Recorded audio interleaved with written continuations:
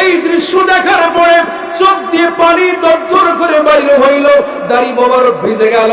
নবীজি বলে ফাকুলতু মান হাউলাই ইয়া জিবরিল, ভাই জিবরাইল এরা কারা, কি অপরাধের কারণে এদের শাস্তি হচ্ছে জানতে চাই।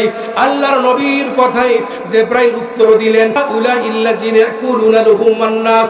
জিবরাইল তখন উত্তর দিলেন নবীজি, দুনিয়াতে যে মানুষগুলো মানুষের মাংস খাইছে, কি খাইছে? দুনিয়াতে যে মানুষগুলো মানুষের মাংস ভক্ষণ করছে, ওয়ায়াকুনা ফি আরাদিহিম, দুইটা অপরাধের কারণে এদের শাস্তি হচ্ছে। এক নাম্বার, এরা মানুষের মাংস খাইতো। মাংস খাওয়া বলতে মানে গীবত করত। কি করত?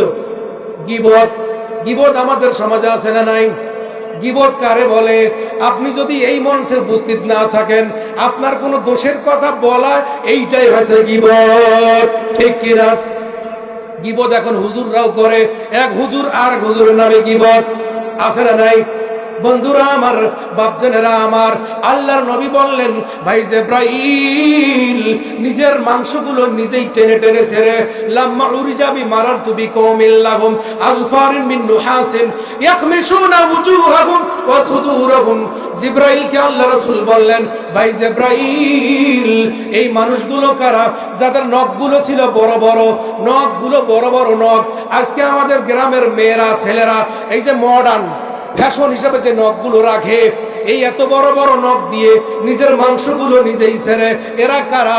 জিবরাইল তখন উত্তর দিলেন নবীজি, এরা হলো মানুষের মাংস ভক্ষণকারী। তার মানে যারা মানুষের গীবত করে, ওয়ায়াকুনা ফি আরাদিহিম, আর যারা মানুষকে বেইজ্জতি করে, আর মানুষকে যারা কি করে? বেইজ্জতি করে। আপনারা বিরক্ত হচ্ছেন নাকি? এক নাম্বার, এরা মানুষের গীবত করে, মাংস খায়, মানুষের গীবত করা পছন্দ করে নবীজি। এরপরে দুই নাম্বার কারণ হলো এরা মানুষকে বেইজ্জতি করে। মনে করেন এখানে সভাপতি সাহেব আছেন, আমাদের এই যে মেহমান আছেন শ্রদ্ধেয় হুজুর, এখানে আমাদের একজন সদস্য আছেন, এই যে পিন্টু স্যার আছেন, আরো পেছনে যারা আছেন, এখানকার মধ্যে একজনকে যদি আমি বলি, মনে করেন এমন একটা কথা বললাম, লোকটাকে বিদ্যুৎ হয়ে এখান থেকে নেমে গেল। এরকম আমাদের সমাজে কিছু লোক আছে না? দোকানে 4-5 জন বসে আছেন, ওই একটা এমন একটা ফাউল কথা কইল, আপনি আর ওখান থেকে পালাইতে দিশা পাইলেন না। তখন উনি এত লজ্জিত, এই লোকটা এই কথা কেমনে বলে? বেশি এরকম মানুষের অভাব নাই, ঠিক কিনা? মসজিদে বসে আছে, তাও আরেকজন